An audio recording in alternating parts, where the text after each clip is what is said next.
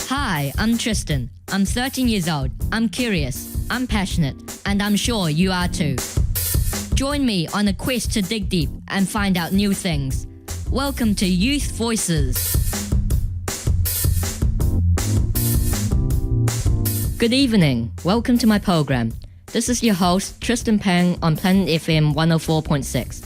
Youth Voices. Good to have your company on the Easter holiday. In today's show, I'll chat with a university student, Matt Canham, who's a very inspirational young man. I'll also share with you some inspirational quotes and stories. But before we start, remember last week's show? I mentioned the longest hill's name in the world, which is in Hawke's Bay. Someone sent in this clip after hearing it.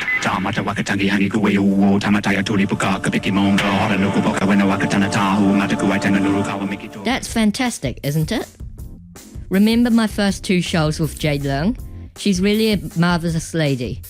She's launching another organization, the Learning Collaborative, a youth-led non-profit initiative to provide fair education to students. They're now raising funds for their project. Let's listen to this clip.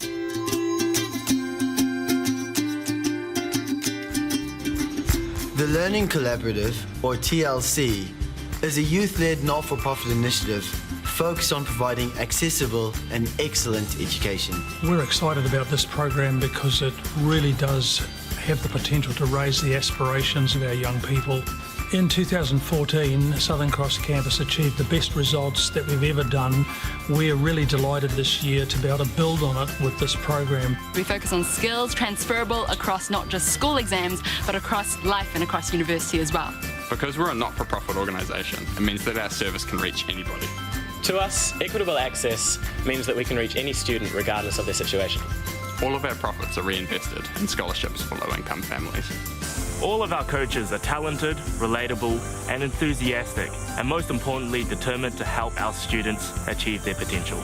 So university students make great coaches for this kind of thing because they're relatable to students. They're a similar age, they have similar experiences. I'm really passionate about ensuring that every student in New Zealand, no matter what background they come from, has the opportunity to have such inspirational figures in their educational journeys. I have a passion for people and I have a passion for fighting social inequality, especially in the education sector. I mean, it's always quite daunting at the start for the kids to get to meet you and, to learn new things about you. But as we've gone on, it's just become really warm and it's a friendly environment for them as well. Education is the closest to a silver bullet that we can get to tackling a huge bunch of different social issues that we face, particularly the most marginalised in our communities. Education for me is a priority because I think it can influence significantly families, children and New Zealand as a whole. Please support them and log in to www.pledgeme.co.nz. You see the Learning Collaborative. Your donation, big or small, is valued. Let's be inspired. This is a true story from academictips.org.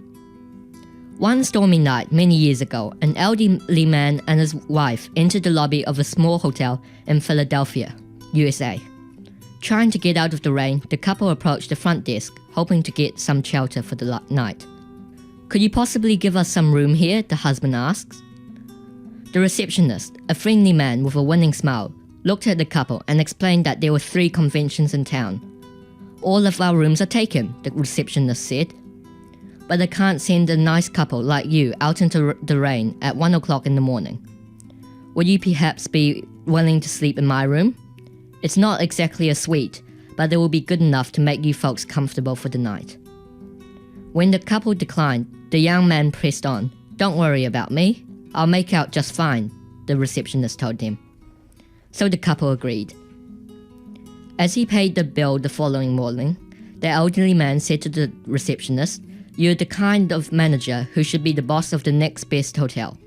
Maybe someday I'll build one for you." The receptionist looked at them and smiled. The 3 of them had a good laugh. As they drove away, the elderly couple agreed that the helpful receptionist was indeed exceptional, as finding people who are both friendly and helpful isn't easy. 2 years passed. The receptionist had almost forgotten the incident when he received a letter from the old man. It recalled the stormy night and enclosed a round trip to New York, asking the young man to pay them a visit. The old man met him in New York and led him into the corner of the 5th Avenue and 34th Street. He then pointed to a great new building, there, a pale reddish stone with turrets and watchtowers thrusting into the sky. That, said the old man, is the hotel I've just built for you to manage. You must be joking, the young man said. I can assure you I'm not, said the older man, a sly smile playing across his mouth. The older man's name was William Waldorf Astor, and that magnificent structure was the original Waldorf Astoria Hotel. The young man who became its first manager was George C. Bolt. This young man never foresaw the turn of events that would lead him to become the manager of one of the world's most glamorous hotels.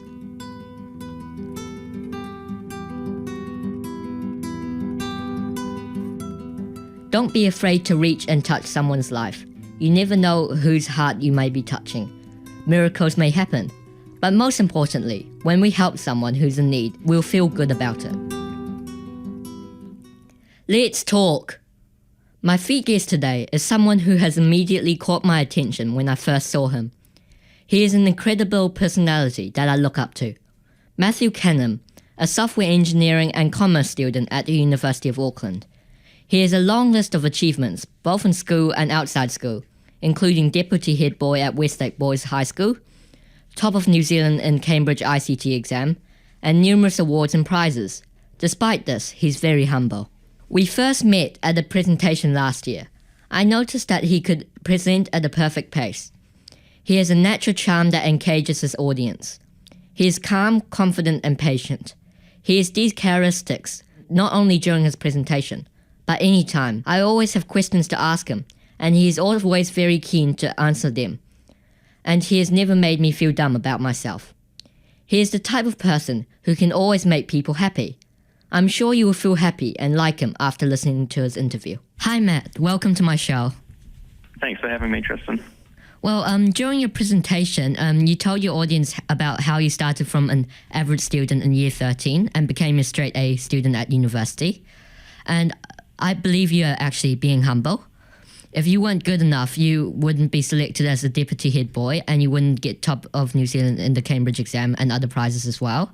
So can you tell us why you said so and how did you improve it? Yeah, well, I mean, it's an interesting question. I was a really committed student at school, and I did try very hard. I went to all my classes and did all my homework and participated in lots of things in my school community. But what I found is when I got to my final year of school, my academics were actually really lacking, and I had a goal for quite a while, quite some time, to become an engineering student at the University of Auckland. And my academics weren't up to standard. They definitely weren't going to allow me to pursue my goal of becoming an engineer. So I decided it was time to take control of my own learning. What I was doing at school wasn't really working for me. Going to class every day, doing my homework, something just wasn't clicking in my brain. So I turned to a really fantastic website called Khan Academy. And I used the Khan Academy for months, really. Just kind of alongside school, I'd go home, I'd go onto Khan Academy and just spend hours on it, learning everything that I'd missed in class. And I mean, to cut a long story short, the results were absolutely phenomenal. I not only achieved my goal of becoming an engineering student at the University of Auckland, but I'm now studying 2 degrees, engineering and commerce at the same time. And that wouldn't have been possible without this fantastic website, Khan Academy. And for if you're not aware, Khan Academy is basically, it's a collection of online videos, YouTube videos made by their founder, Sal Khan, and others. And they have a whole website backing it that has a whole load of teacher resources, a whole lot of lessons. It's a fantastic system. Wow, you're awesome. So we will have to look at Khan Academy. So it's www.khanacademy.org, right? Is that it? It is, yeah. Yeah. So it seems that you have a strong desire to succeed and your determination is incredible. So sometimes it's not easy to be persistent, so particularly when we feel tired or when we feel like playing. So can you give us some practical tips for us to keep working hard? Yeah, I know what you mean. Persistence it's quite a hard thing. Something that I've tried quite recently, or got into quite recently, that I think works really well is setting goals. And I know, Tristan, that you're a big advocate for this. Setting really specific goals using the SMART methodology, and just having a really clear mindset, knowing where you want to go and what you want to achieve in your day, really, really helps with staying on track and being determined.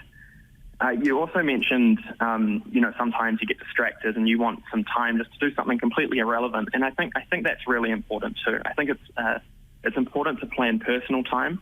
Make that one of your goals, to spend more time with your family, with your friends. So I think persistence and setting goals, I think those are really important, but also make it a priority to have some personal time for yourself. Yeah, we'll have to learn from you about that. So, yeah, that sounds good. So, you said that Khan Academy is one of your favorite sites. So, what other high-tech companies do you like? And I know you also visited Silicon Valley last year. Can you tell us about your experience there? And is there anything that inspired you from this trip? The trip to Silicon Valley that I did last year was just a completely mind-blowing experience. Just everything about it was amazing. We visited so many amazing companies, and I don't think I could narrow it down to even 10 of my favorite companies. But we visited places like Google, Facebook, Apple, Khan Academy, the Kiwi landing pad, just a whole lot of really, really inspiring places. The experience in general, you learn so much from it. American culture, it's different to Kiwi culture, and you can kind of find the good parts of American culture and the good parts of Kiwi culture and put them together, and you really realize what it would take to turn New Zealand into kind of a technology powerhouse. But some of the two key takeaways from the trip for me were networking, or networking is the first one. Just getting out there and meeting people, not being afraid to approach people and kind of give them your contact details and stay in touch with them. I think that was a big thing for me. I was always, nervous about what people would think if I reached out to them and got in contact. But after visiting Silicon Valley, you realize that actually the whole tech industry over there works on networks, and just feeling free to kind of reach out to people. If there's something you're interested in, a particular topic, a particular subject, find an expert in that field and send them an email, give them a call. That was a big lesson. And the second big takeaway from the trip to Silicon Valley that I did would be the idea of a MVP, a minimum viable product.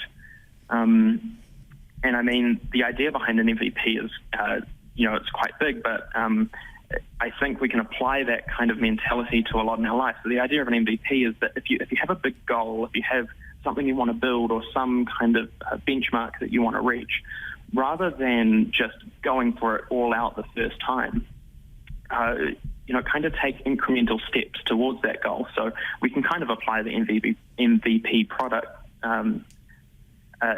MVP methodology to anything in our lives, really. If we have a big goal we want to achieve, take incremental steps towards it and kind of test how you're going and kind of get a feel for where you're at as you go. But no, the trip to Silicon Valley was just absolutely phenomenal, a real mind-blowing experience. Tune in next week for part 2 of the interview. Let's quote, "Stay humble on the outside but ambitious on the inside" by Thomas Chamorro Premusic. This is why I like my featured guest, Matt Canham. He is so humble despite his long list of achievements he has. So remember, stay humble on the outside but ambitious on the inside. We have some great points to take away from Matt today. Remember to set goals for ourselves, make sure we have a clear mindset, and set time for our family, friends, and ourselves. If you want to listen to any of my shows, please go to my website www.questesfund.org.nz/youthvoices. So for today, that's it from me, Tristan Pang. Thank you for listening. I welcome your feedback and your support for the program. Please write to me on Facebook or email me to youthvoicesnz@gmail.com. Don't forget to like Youth Voices with Tristan Pang on Facebook. Have a good Easter holiday.